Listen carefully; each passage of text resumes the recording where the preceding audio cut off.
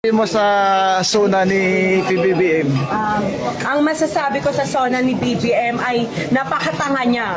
Bakit?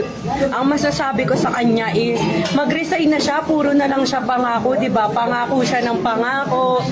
Sabi niyo, sana bumaba na yung presyo ng bilihin. Dapat hindi na sinasana yan, puro ka sana. Putang ina mo, napakabobo mo. Dapat tungkulin mo magpababa na magtanggal ng value added tax. Dapat tanggalin mo na, hindi yung puro sana. Napakabobo mo kasi yan. Ayan si BBM, ano niya, yung people never change. Inano niya, tinupad niya yung people never change. Kasi pinanganak siyang bobo, lumaki siyang bobo, mamamatay siyang bobo. Grabe. Wala yang utak si BBM kasi alam lang yan, magnakaw ng magnakaw at suminghot ng tawas. Huwag mong banggitin ko. Ang amin lang, eto pa yung sabi ng nung una niya, sabi niya nung uno, tanong ng taong bayan, paano mo masusolusyonan yung pagbaba ng langis? Paano mo masusolusyonan? Eto namang tangang si Claire Castro, ang unang bungad, kasi yung pangalawang presidente natin nasa ibang bansa. Tanga! Bobo! Napakabobo mo, Claire Castro.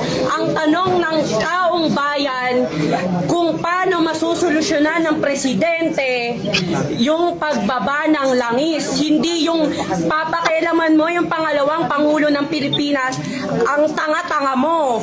Yung utak mo, utak talangka. Napakabobo mo.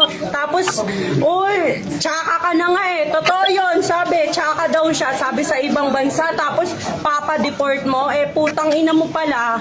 Gago ka. Napipikon ako sa'yo. Kung ako, di ba, ano naman ako ng Jubilee Act. Ano naman niya ako ng Jubilee Act. Protektado naman ako. So, pag nakita kita, Claire Castro, ako mismo sasampal sa mukha mo.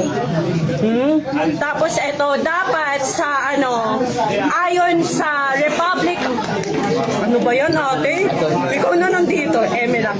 Ayon sa Republic Act 7080 o Pandarambong, ang illegal na ninakaw sa gobyerno ay hindi bababa ng 50 million. So, kakasuhan natin si BBM.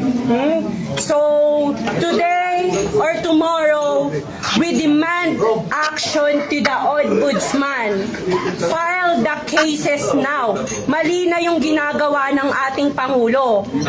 Trilyon-trilyon na ang ninanakaw. Niluklok natin siya dyan upang paangatin ng Pilipinas, hindi upang ibagsak ang Pilipinas.